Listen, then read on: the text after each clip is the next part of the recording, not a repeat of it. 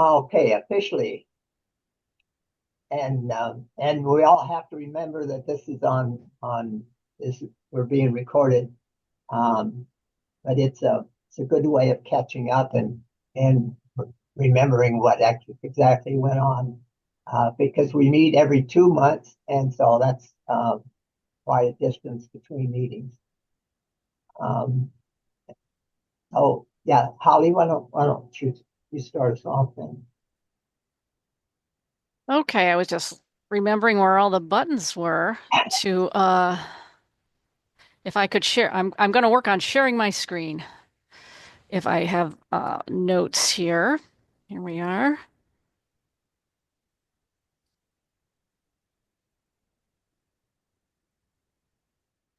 Okay, can folks see what looks like Yes. a document with yellow highlighting? So those are the folks who are here today. I just usually cut and paste from the previous notes and then I'll clean them up later. So we had our introductions. Then, so what I did here for an agenda, I took what Michael had on his invitation letter, where we'd continue to discuss, we're talking about sources and types of funding.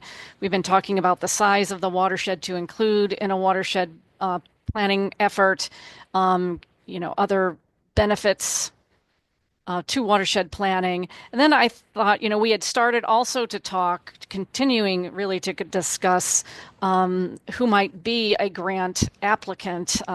In some cases, it might depend on the funding source, what makes the most sense, as well as their capacity to do so.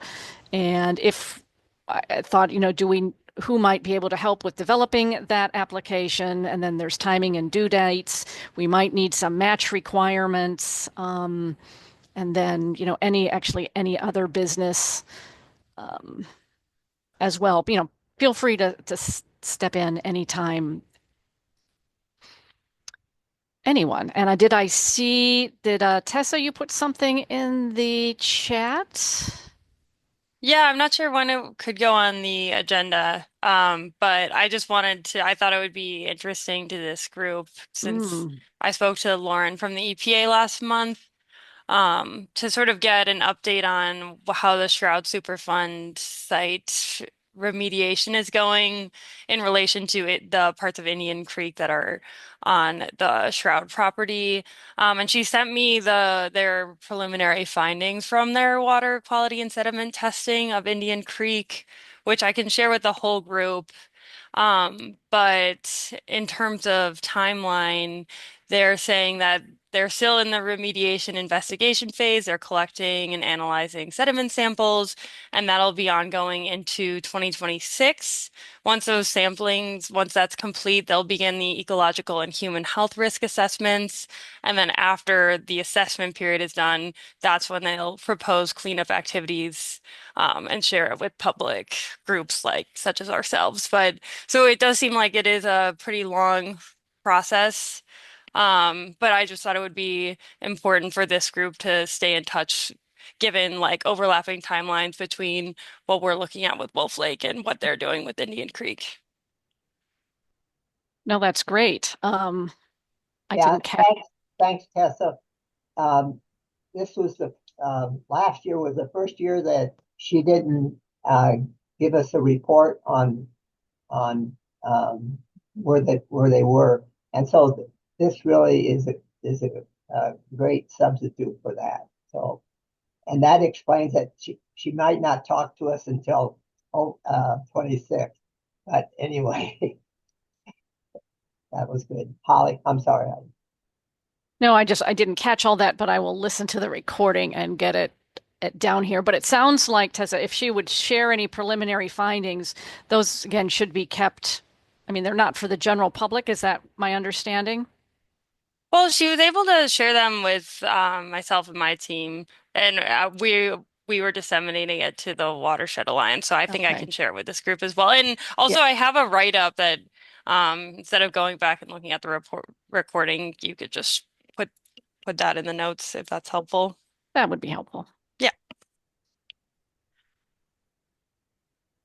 Okay. Great.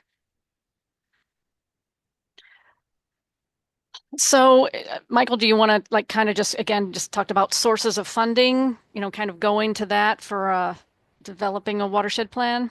Yeah, if we can kind of review what we already talked about.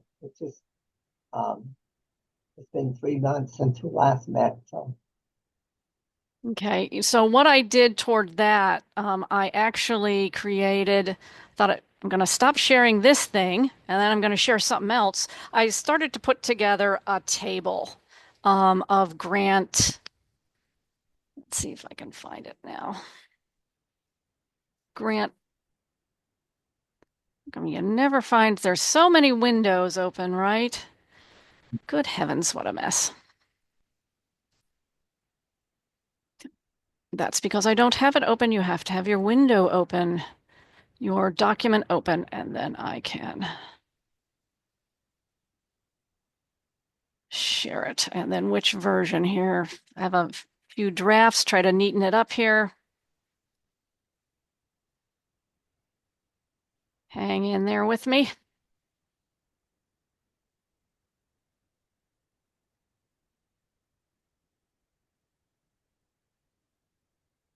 Good heavens, one moment. Let's see if this.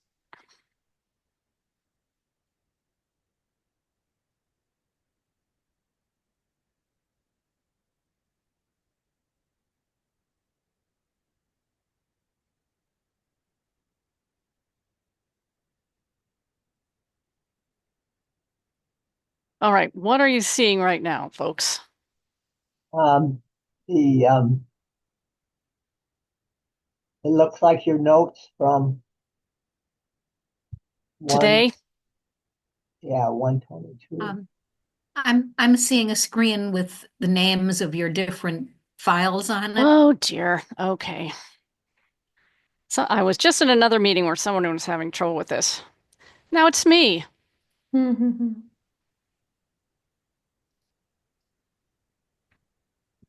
Sorry, folks. Oh, golly. It's not happy. It's not letting me share this.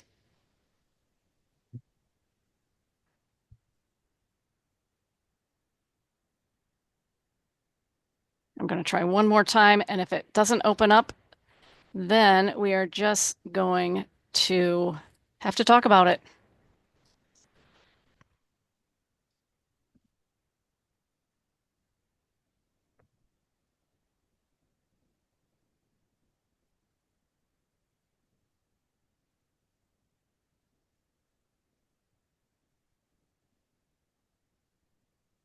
It is not happy.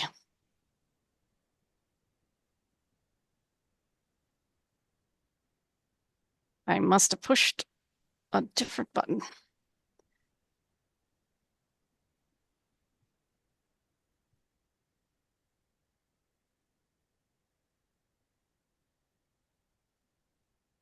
We heart technical difficulties. All right, does that look like a table? Yes. Oh, thank goodness. All right. Shoo. So, resources for developing a watershed-based plan. So I started a table here with both on the Indiana and Illinois side. So they both Indiana and Illinois have, as we talked about, these Section 319 non-point source management programs grants. And I gathered all this information off, the respective agency websites. And Lindsay, thank you, Lindsay, did, add some tidbits of new information as well that she has as they've looked into these programs a bit more. So again, this in on the Indiana side, and maybe Lindsay, you can pipe in here too. In 2024, well, they have a two-phase application system where you put in a notice of intent first and then a full application due later in the year. Is that the intent to continue that format, Lindsay? Yes. Yeah, I think that's the plan is to continue using that. And the NOI is pretty informal. It's just a short little write up that you just send by email. But yeah, that's still currently our method of doing that. Okay. Do you expect the timeline to be something similar, like early June for those notice of intents? Yeah, I think it tends to always be like the first work day of June for the Okay. NOI, and then like the first work like weekday of September for the application. That makes sense. And so for the last year's round there, you're just getting into the agreements being executed. So you can probably, you know, if the watershed plan was selected for funding, then you'd be looking at, the early in the quarter of the following year. So 2026, if we applied, say in 2020 here in 2025, we'd be able to get started in 2020, early 2026 sounds like. For 27. 27. What year are we? Oh, so do I have my notes wrong here? So it was unclear to me if you're talking calendar year or fiscal year. So let's Yes, see. so These last applications in 2024 were applied in 2025. So if we applied in 2025, would those agreements go in place in early 26? So you'd apply at the end of this year, at September of this year, and then you would receive funds either at the very end of 26, the following year, or more likely the very beginning of 27 is when those are Calendar year 27. Yeah, calendar year 27. Ah. Yeah, like January is when grants are getting executed right now that are for 24 funds. Okay, so I have FY25 funds here in my notes, so those won't be done. This actually is a correction then. I should be It's a little bit confusing. 2026. Yes, okay. Whew, all right, keeping up with the fund cycles. Yeah. All right. And so during that notice of intent period in Indiana, there are a subset of grants that might be considered for 205J funding. So the difference between one of the differences between the 319 grant program, you do need at least 40% matching contribution, while with the 205J funds, you do not need a matching contribution. Though you still can have one, but it's not required. Correct. And what seemed to be new that Lindsay pointed out, while we didn't 205J, like nonprofits and universities we didn't think they were eligible, but it sounds like they could be potentially eligible for those funds. Yeah, that's something we kind of recently realized. We were being a little bit more restrictive with the eligible applicants for those funds than we needed to be, especially right now while we have, it may change, but while we have the additional funding from the bipartisan infrastructure law, it's making it to where we can kind of open up the pool of applicants for that. That may change down the road when that additional funding's gone. But for now, for this next grant cycle, it should be the same group that's eligible for 319 would be eligible for 205J. Okay, great. Good to know. Then on the Illinois side, something very similar. Again, the 319 program, same, it's the same. It's federal pass-through money that goes to each of the state environmental agencies. So the rules are the same. The application cycles are a little bit different. In Illinois, they are still a little bit catching up with their funding cycles. So they're just getting out their federal fiscal year 24 funds. So the 25 funds, maybe expect something in the spring, similar to so again, here in Illinois, they use their Section 604 funds. 604 is part of the Clean Water Act that is specifically for planning. You can't build anything with 604 funds or 205J funds. Those are just for planning purposes. While in 319 monies you can use for planning as well as construction of best practices. So again, the cycle over on the Illinois side is a little off. So they're still catching up a bit, but there is another round expected in spring. But I think what we were talking about as a group was really going to focusing on applying through the Indiana program. And that's my understanding. The only other thing in Illinois, let me see, there is the coastal management program, So at least on the Illinois side, the Wolf Lake area is considered part of the coastal zone. I didn't have a chance to talk with the folks at the office there. There's something going on right now by invitation only. And it does include some planning, but I need to find out more details on their website. The details on the website weren't quite robust enough. So I will plan to have a follow-up conversation over there. Lindsay, on the Indiana side, do you know about the coastal program at all? Yeah, I was going to jump in and say I know the Okay. DNR Lake Michigan Coastal Program here has a grant program, and they accept applications every year. I think they're currently reviewing applications right now. Um, I'm not as familiar with that program, but I know that they consider um, similar type. I don't know if they do a lot of watershed management plan type projects. Um, I think they also do like historical restoration type things. But yeah, that would be something to look into as well, would be their grant program. And then I know there's the Lake and Reservoir is it an enhancement program in Indiana. Again, I don't know if that's more lake specific. Um, but The Lair grant, yeah, the Lake and Reservoir. Um, did you guys mention that you had potentially had a Lair grant in the past?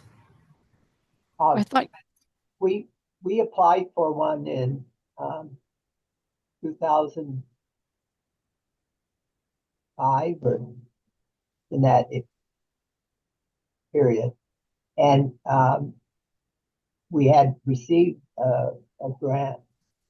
I think it was 67,000, but the city hadn't objected to it, and mm, so uh, the the grant was withdrawn. But we had qualified for it okay. and had received funding, and then the city haven't objected, and so the item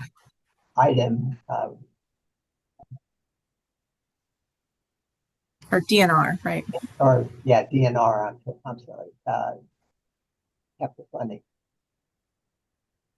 Okay. All right. Well, I'll add those two things to the table as well, and we can just probably do our due diligence and check those out a bit more. But my personal guess is that we'd probably tend more perhaps toward the 319/205J route. Don't want to leave anything uncovered. Yeah, I had invited, I think, three folks from Lair, um, but DNR Lair, and but they haven't attended any of our meetings, so I could go, That'll be a next step. yeah, go back to them and invite them again.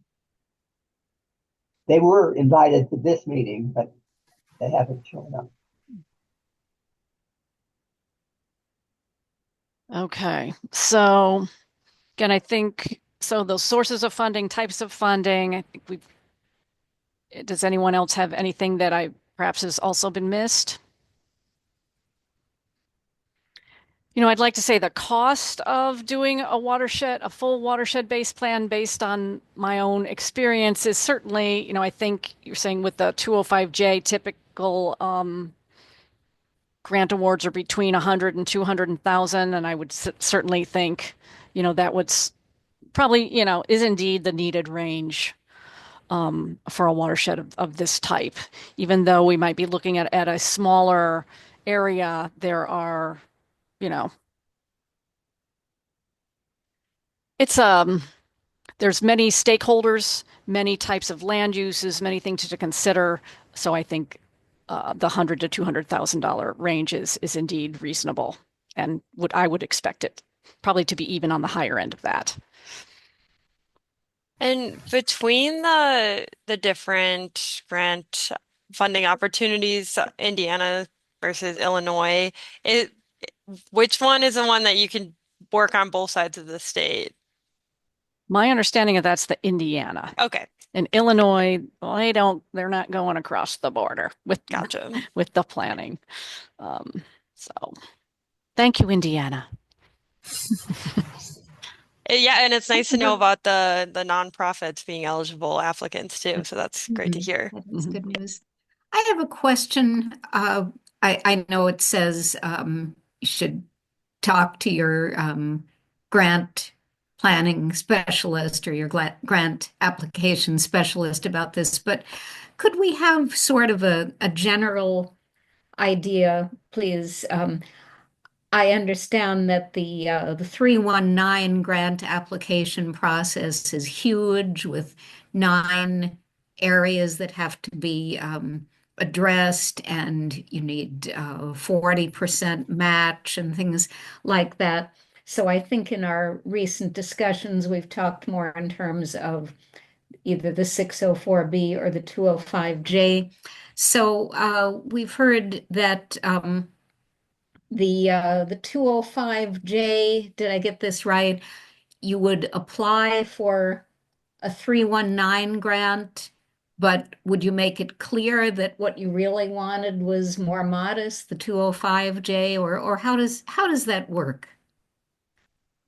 Um, so I don't think we have you specified typically that you would be interested in 205J. At least that's my understanding. I think you would just apply like you're applying for 319, Uh-huh. um, and assuming match and all of that. And then, but at least right now, this is a really good time to apply because if you're a planning project with a strong application, there's a good chance with these additional funds that we would be able to fund you through 205J. Mhm. So yeah, you would just go through our normal 319 solicitation Okay. Okay. process. And I can double check, but I don't think you indicate that you would want 205J. I think that would just be a determination on our end. That you would make the determination. Okay, thanks. And then one other thing I was going to mention that you mentioned the 9 elements.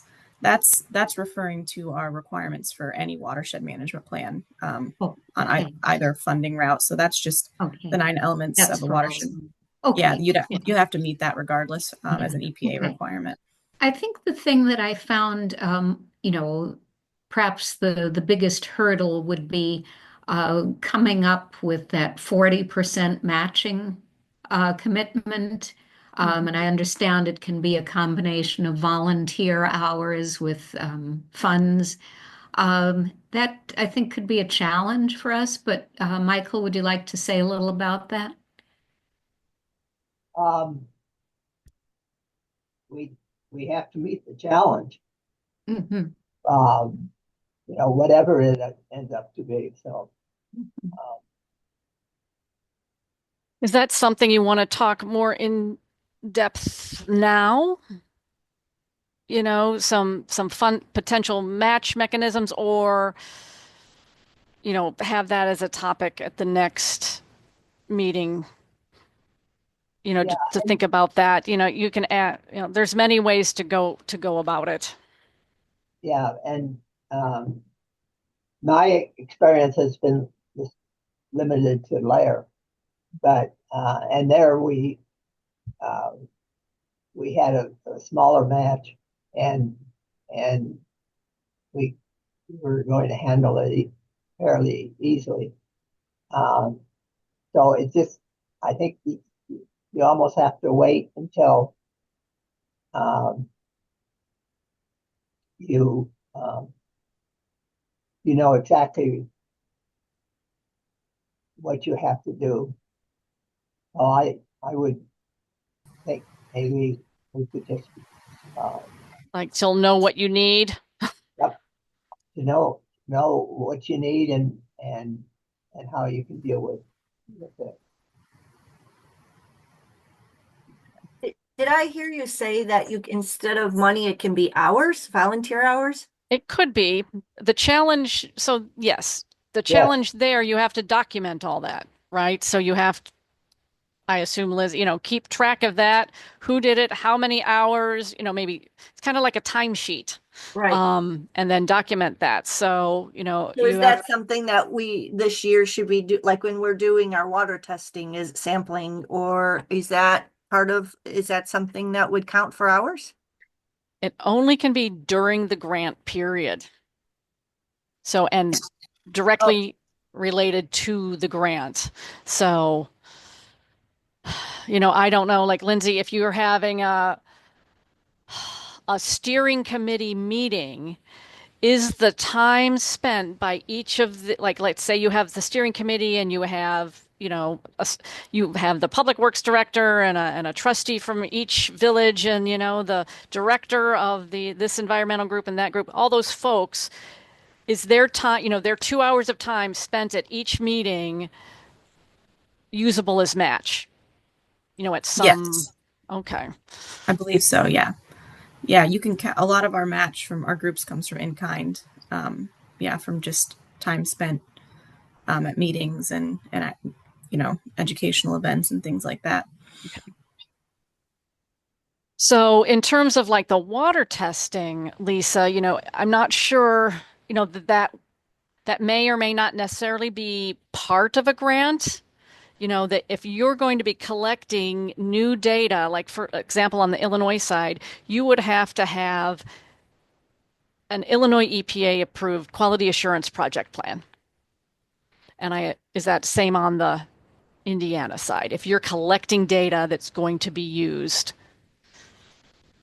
for Yeah, some, not yeah. sure. Any data, I mean, any project specific sampling that your guys are going to do would definitely need to be in the QAP. And then if there's any kind of additional ongoing monitoring that's already happening that you want to count toward match, that can be counted as well, but it would need to be mentioned in the QAP and kind of outlined there if you do want to count it as match.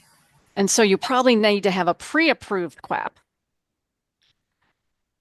because it takes a while to go, at least my experience on the Illinois side, to develop the QAP and get it approved. So go ahead. I was just going to say we typically have the QAP developed like in the first quarter of the grant using grant funds. Oh, nice. Okay. Yeah.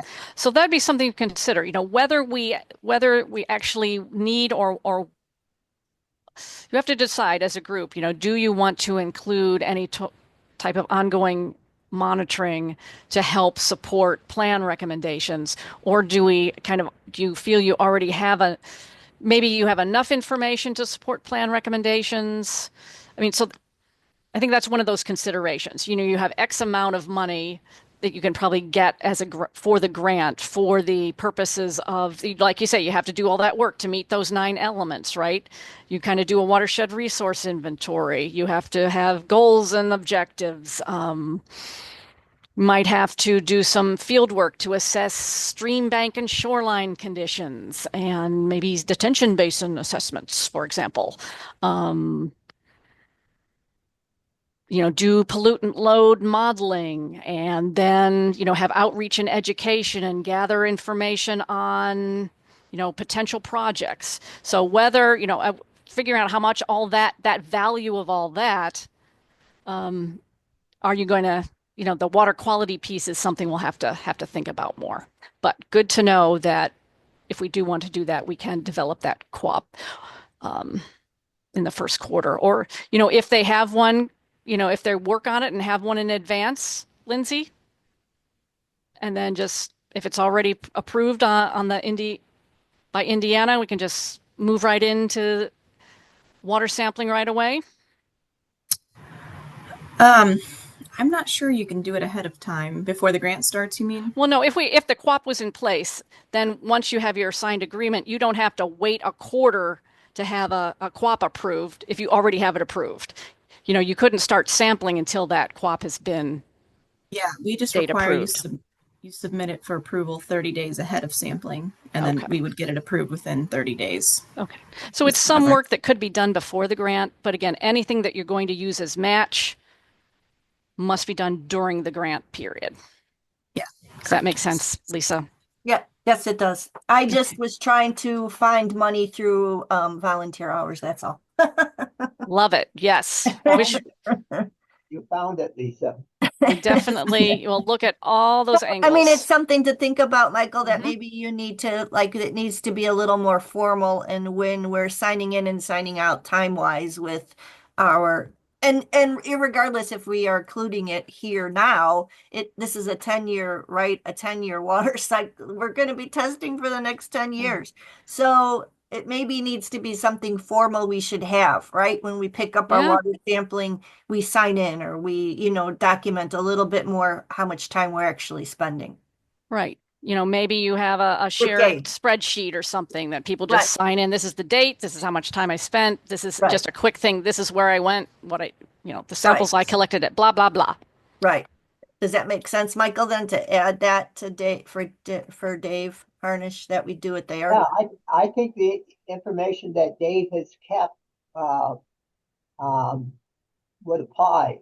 Oh, Uh, okay. I didn't know. I just think it's sign in maybe would be more official, where we sign in this date, the time we sign in, the day we bring it back, and how much time we spent. So, I think that all that has to go to Dave, and he could provide that.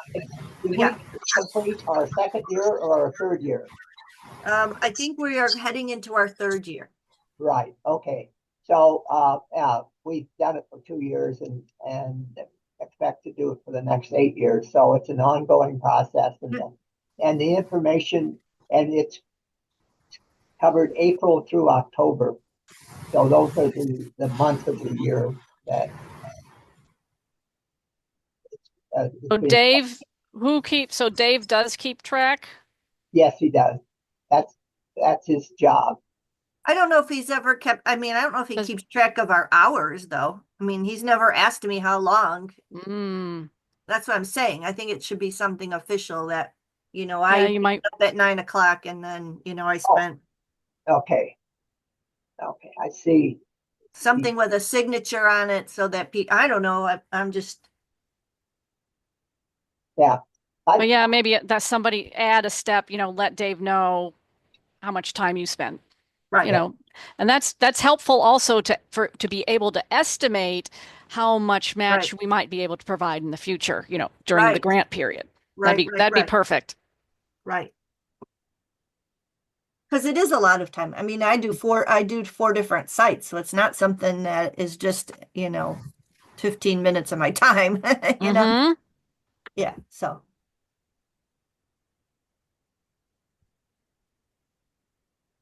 Okay. all right. So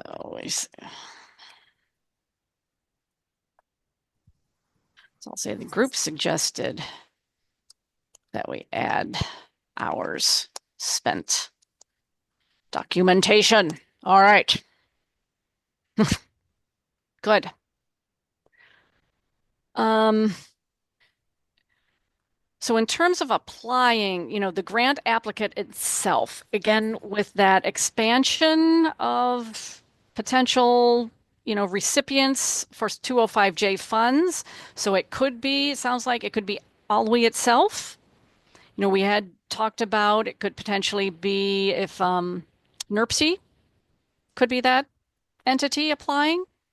They are certainly eligible for 205J monies, and they've done watershed planning in the past. So, do you think a next, how does Alwi feel about that? So, if you're the grant applicant, you're managing the grant, you're having to do the reporting, there's quarterly reporting, there's keeping track of all the financial invoicing and tracking and whatnot. If that's something that Alwi feels it wants to take on, sometimes, I think or investigate, do you want to further investigate if NERPC might be willing to fill this role? I think um, we should talk to Kathy Luther um, and see if um, they wish to become involved.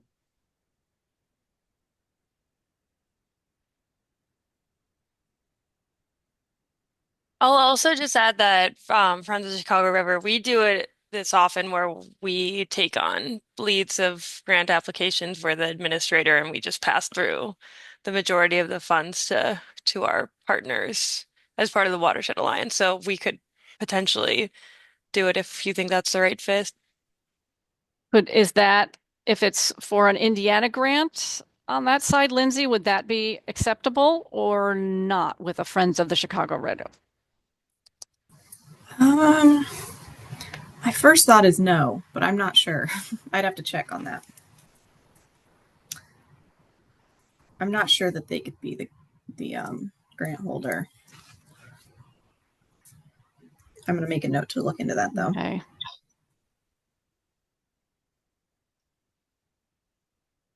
Holly, do you think Kathy would be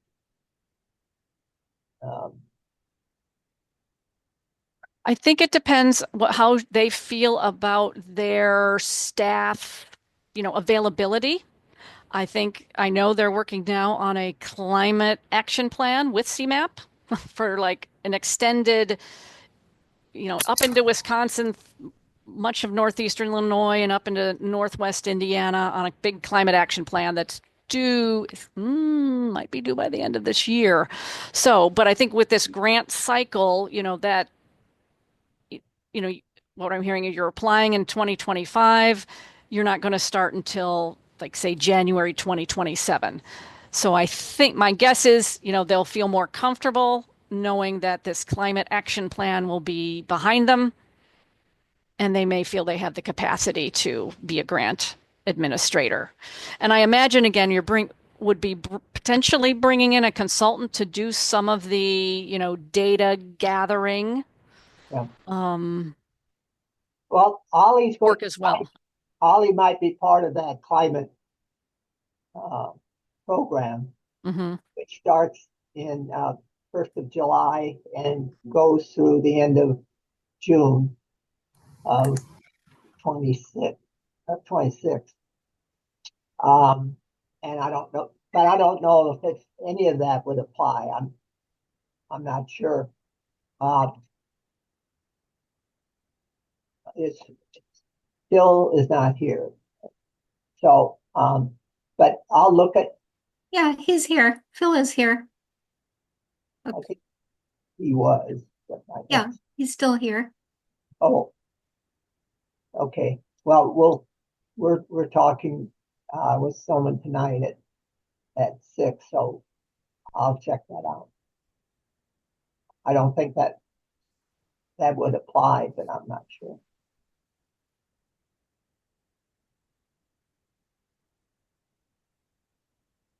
So, in terms of talking with Kathy Luther, is that something, Michael, that you would just like to do yourself? Would you like me to join in, or anyone else on the group? How would you like to handle that? What I could do is see if she can attend the next meeting, and I could just. I think if I may interject, I think it might be worthwhile to just my thought, just check in with her before, not wait till the next meeting, because I think we have to keep, June will pop up here sooner than we know. Okay. So I think waiting 2 months, if we would be able to at least touch base with her sometime over the next month would be great. Okay. I agree. So, who should be on that? I could just set up a call with her and Holly, and who else should be on that?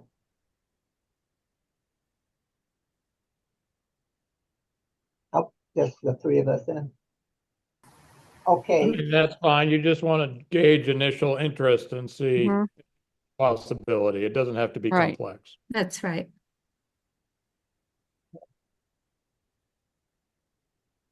It's better for us to know as soon as possible whether she thinks it's feasible for NERC to do that. Mm-hmm. I actually talked to the NERPC's executive director because I used to work with them at NIPSI 10 years ago. So, he again was, open to the idea, but again, did suggest talking with Kathy and there's another person in there, and the environmental group. Sadly, I don't quite remember her name now, but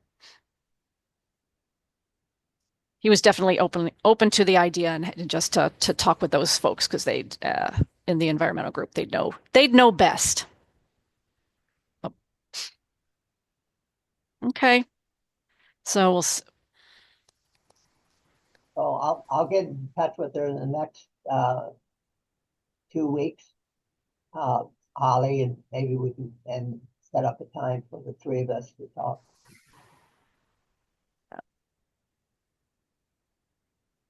Okay. Yeah, early, even, if we can talk in early to mid-February, that'd be super. Yeah. If that works for you. Yeah, that works for me. Okay.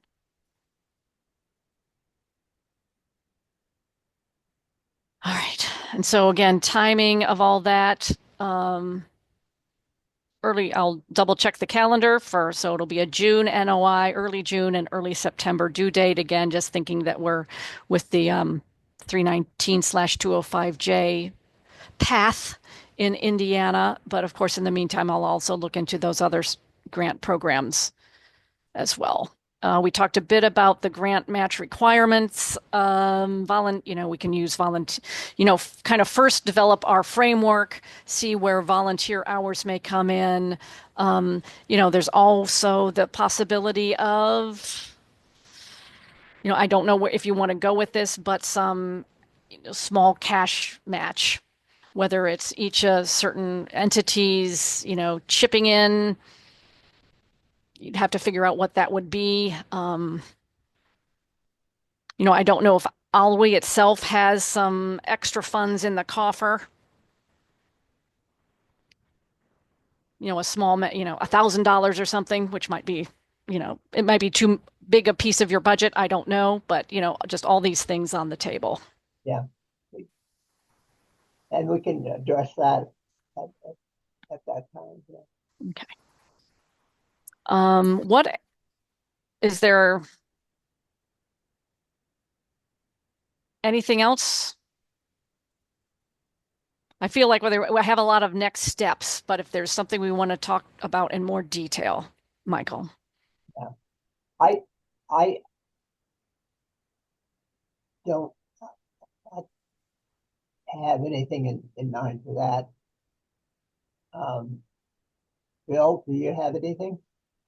I mean, I'm just hearing that we need to think through this schedule and coordinate some of these activities, like finding out more matching funds. We have some opportunities that we can reach out to.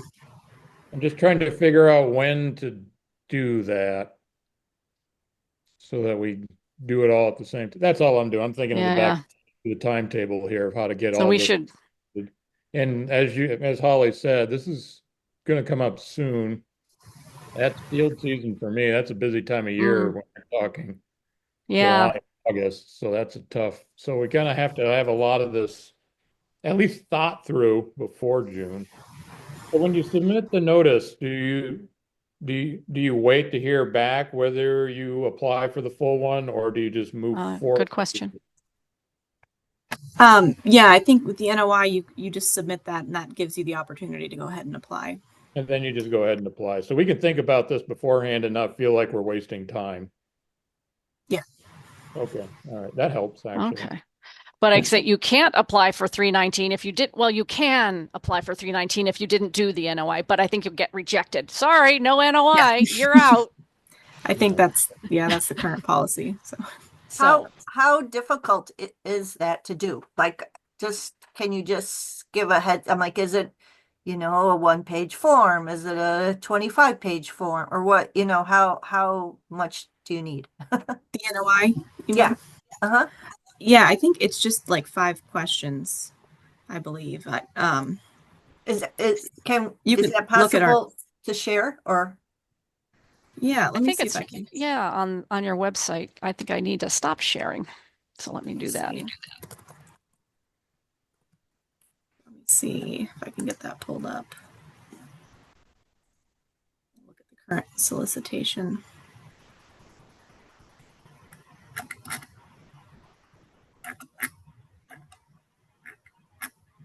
because you're saying that needs to be sent in June. Is that correct? Is that what I heard right? Yeah. Yeah, so you're right. June will come very quickly. Yeah. So it's, So if that Ooh, is something between now and June that we can start filling out, Right. that, and yeah, yeah, and that's really just eight. Yeah, it's 8 questions: name of the project, name of the sponsoring organization, um, grant funding priority, which I can help you guys figure that out. Impact of the project and on historically overburdened and underserved communities, if applicable. Watershed names in the project area, type of project, planning, implementation, or special/innovative. General description of the proposed project and the committed anticipated project partners. So that's a good thing to look at to start Yep. thinking about these questions we have to answer, right? Yep. Yes. And Yep. the ducks you Yep. got to get in a row. Right. So maybe that would be good if that could be shared with everybody and we could all maybe start adding some input so that, at the next meeting, which is be what? This is January, February, March, right? Yes. March, we focus just on making sure that's all filled out. Or Well, we might, yeah. I don't know if by March we'll have everything filled out because Okay. again, well, we could talk about potential partners, right? It's all the partners. And, that's really, you can look at partners in different ways. There's the partners, I mean, imagine a steering committee where you want to invite, all the decision makers, the big landowners. So I think, yeah, that's a good place to start. So, Well, if we all had it ahead of time, we could think about to what, right. So that we can start by March thinking about it to maybe, yeah, have it done. well, how about if it's okay with the group, I could like just grab those NOI questions and put them just in a Word document for people to work on, and to see and to contemplate, add notes to. Do you need me to send you that, Holly, or do you know? If you have something handy dandy, I'll just go right ahead. Yeah, let me just copy and put that here in the chat, our Oh, solicitation. there you go. And then the NOI portion is, let's see, section 8.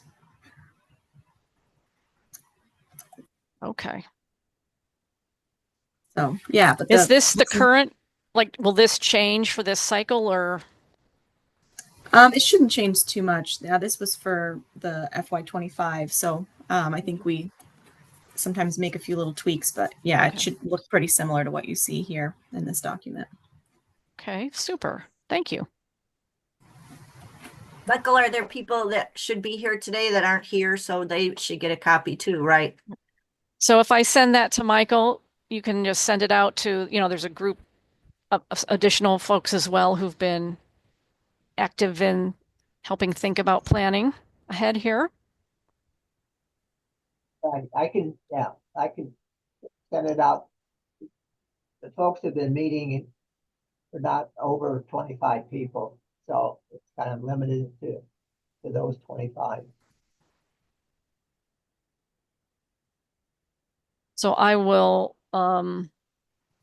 put the NOI questions together in a document. I'll have to see what Lindsay sent there, and I'll continue to try to fill in. I'll fill in the funding opportunities table. We can share that with everybody as well. And then we'll have that talk with Kathy Luther. Yes. What else? And just starting to think about probably putting together some sort of timeline framework, as Phil suggested. So we make sure we have ducks in a row as needed. I'm feeling that if by April, Mayish, we can get we know who the partners are and the lead partners are, and we can get a rough budget, not that we're held to any of these things, for the entire project in April, Mayish. I think we can pull all this together afterwards feasibly. Those are, to me, that seems like the bigger projects right now.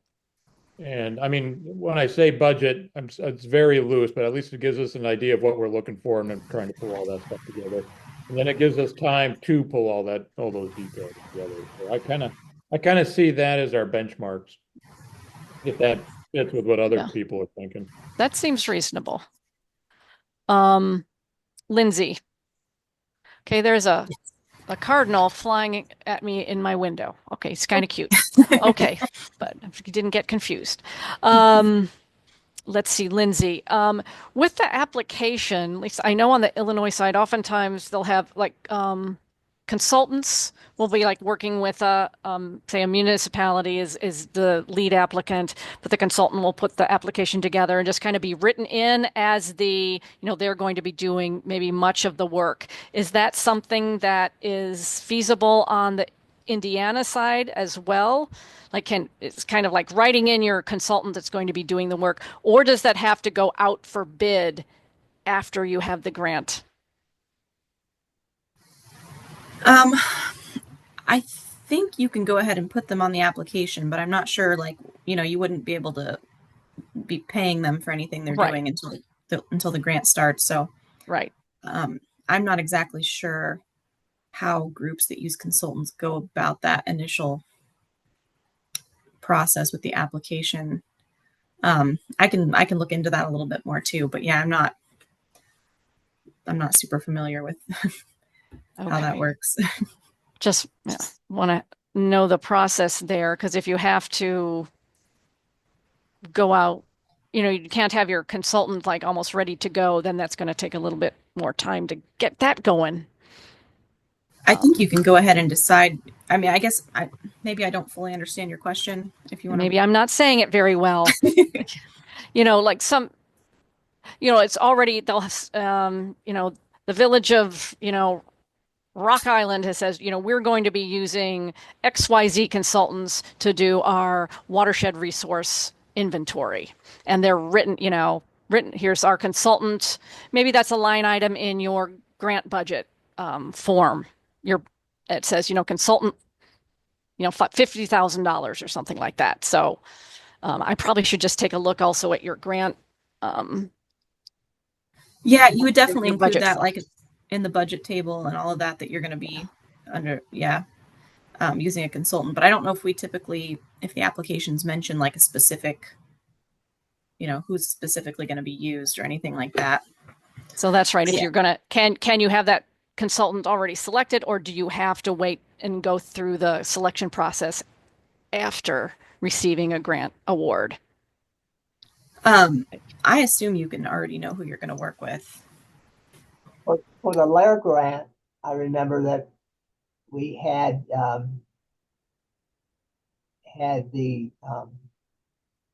person already in mind.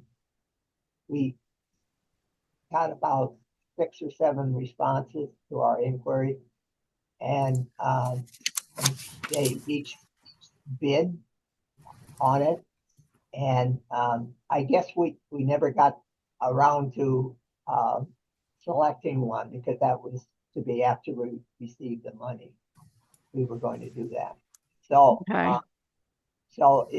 it's not difficult just to because I think Indiana would provide us with a list of their names, and then we would go out and pursue that, and then wait until after we receive the grant. Well, that might be different with a layer grant than a Yeah, and but routine. that would not be the same, or could possibly not be the same approach. But that's just my experience, my only one experience. And NERPSA may have some insight on that as well. So we'll talk to them as well. Yeah. Okay. All right. I think I have the to-dos. I will attempt to put these notes together sooner than I usually do. I'll try my best. And follow up with you, Michael, on getting some of those resources out to the group and scheduling that call with Kathy. And then it will be late March when we have our next meeting then. Okay. Do you have a date selected, or you just at this moment just be late March? It would be the fourth Wednesday in, Was that the fourth Wednesday? Okay. yeah, because that's when you're available, I know. Okay. Right, we've got you trapped, right? Okay. Fourth Aha. Wednesday. Very good.